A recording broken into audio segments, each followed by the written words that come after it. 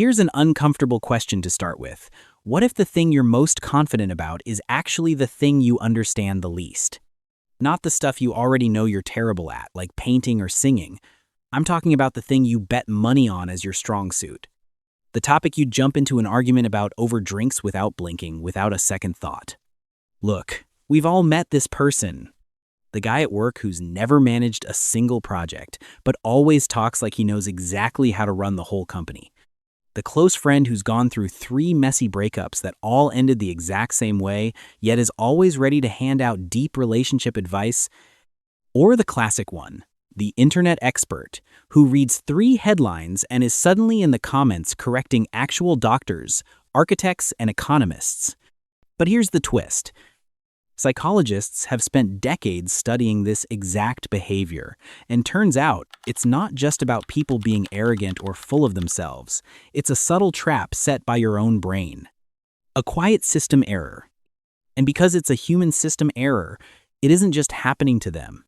It's happening to all of us quietly in whatever field we haven't actually gotten good at yet. Why is our brain so easily fooled by confidence? Short answer. Because your brain is extremely lazy. Every single second, an absolute flood of information hits your eyes and ears. If your brain had to analyze, dissect, and fact-check credentials for every little thing, you'd go crazy. So it takes shortcuts. It doesn't ask, is this actually true? It asks an easier question, does this sound right? Imagine going to the doctor. Dr. A says, this is simple. Take this pill and you'll be 100% cured in exactly 3 days. Dr. B shakes his head. Well, it depends. It depends on your body type, your diet, and next week's blood test results. It could be symptom A, but we can't rule out B either. Be honest, who makes you feel safer? Obviously, Dr. A. Even though real-world medicine is always full of variables, Dr. B is the honest one. But Dr. A gives you the one thing your brain craves most, certainty. Complexity forces your brain to work. It has to slow down. It has to weigh risks. But confidence? It lets your brain take a break. It puts an end to the search. And that's right where the trap appears. The confidence illusion. We live in a world where confidence gets confused with competence. The coworker who talks the loudest in meetings is usually seen as the smartest. The TikTok creator talking like a guru about finance, nutrition, or psychology ends up with the biggest following. But the truth is, confidence is just a feeling. Competence is actual proof. And those two things have nothing to do with each other. In 1999, 2 psychologists at Cornell University, David Dunning and Dunning-Kruger, ran a series of super interesting experiments. They tested people on logical reasoning, grammar, and even their sense of humor. Then, they asked everyone to guess where they ranked compared to the rest of the group. The results? The exact same pattern showed up across every single test. People whose actual scores landed in the bottom 12%, meaning the absolute worst group confidently claimed they were in the 62nd percentile, as in comfortably above average. Meanwhile, the people who were actually top performers tended to rate themselves lower than they really were. That weird gap between actual competence and confidence level is what we now call the Dunning-Kruger effect. So why the paradox? Because our brain gets hit with something called the double curse. Picture it like this. To judge whether a painting is technically good or bad, you need to understand composition, lighting, and color, right? In other words, the exact same skill you need to do something well is the skill you need to judge if it's being done well in the first place. So when you're completely terrible at something, you lose 2 things at once. You don't have the skill. You don't even have the ability to realize you're missing the skill. You don't know. And even worse, you don't know that you don't know. It's not that you're a bad person or just lazy. From a psychological standpoint, it's more like a system error. The only tool you have to spot the mistake happens to be the exact tool that was broken to begin with. But hear me out. From the start of this video until now, haven't you been nodding along, continuously thinking about that arrogant coworker or that relative who loves to preach? Hold on a second. Because everything I just said becomes completely pointless if you only use it to judge other people. Now, ask yourself this question. Be honest. Is there an area in your life right now where you feel insanely confident, but you've never once put that confidence to the test against a real expert? Maybe it's the parenting style you always brag about. Maybe it's those financial investment decisions you heard on some podcast and now talk about like a guru. Or maybe a work skill you think you've mastered, simply because nobody at the office has bothered to call you out yet? The bitter truth of this research isn't that there are a lot of idiots out there. The bitter truth is that blind confidence never feels like blind confidence from the inside. Inside that trap, it only gives you one single sensation: I'm right. And that's why arguing with confidently wrong people completely drains your energy. You're not just debating facts with them. You're negotiating with a brain that literally lacks an internal alarm telling it to slow down. Now let's zoom out a bit. Beyond lab experiments, why has this trap become 10 times more dangerous in today's world? Because we're living in an instant validation economy.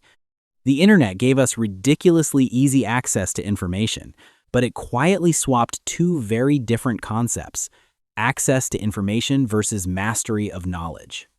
Back in the day, to actually understand a topic, you had to plow through stacks of books, bump your head, make mistakes, and pay your dues. That grueling process naturally wore down your ego. It forced you to be humble. Now, you watch a 60-second clip, listen to a bite-sized podcast recap, your brain squirts out a hit of dopamine, and it whispers in your ear, "Yep, you get it. You know this stuff." Confidence comes way too fast, way too cheap. Meanwhile, real mastery still demands time, just like it always has for thousands of years.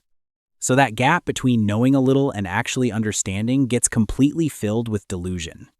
And worst of all, a clueless beginner and a top-tier expert, when they believe they're right, the feeling inside their brains is identical.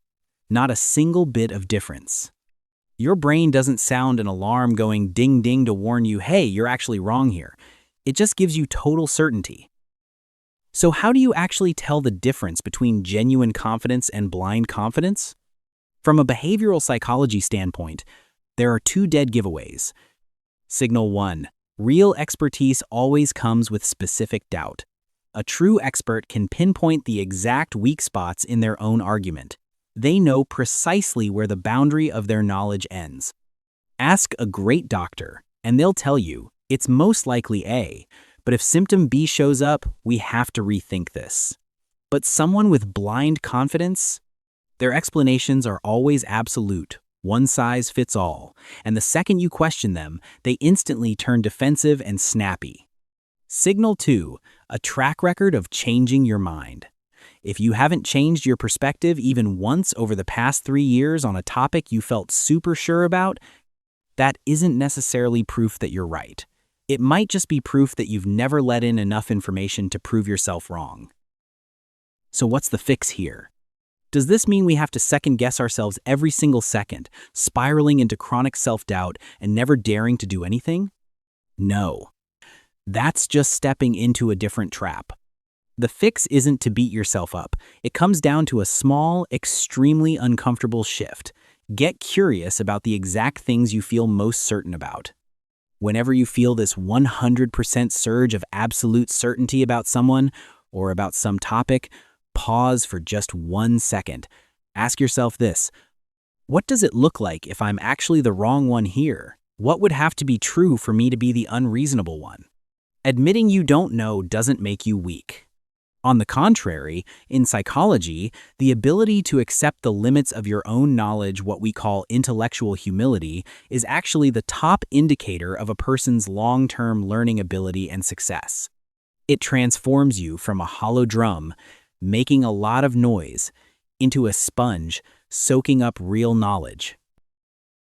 Stupidity, the way psychology actually studies it, was never about your IQ. It's always been about self-awareness.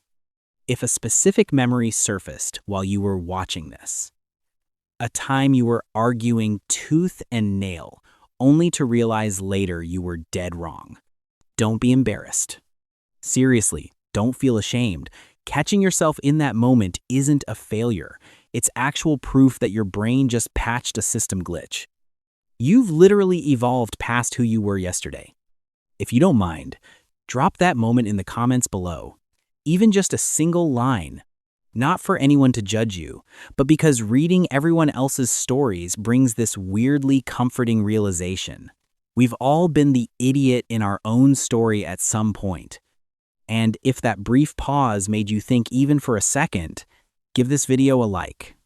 It helps the algorithm push this perspective to someone out there who might be about to jump into a heated argument out of pure, blind confidence. Next time you feel that surge of absolute certainty swelling in your chest, pause for just a beat and ask our opening question one more time.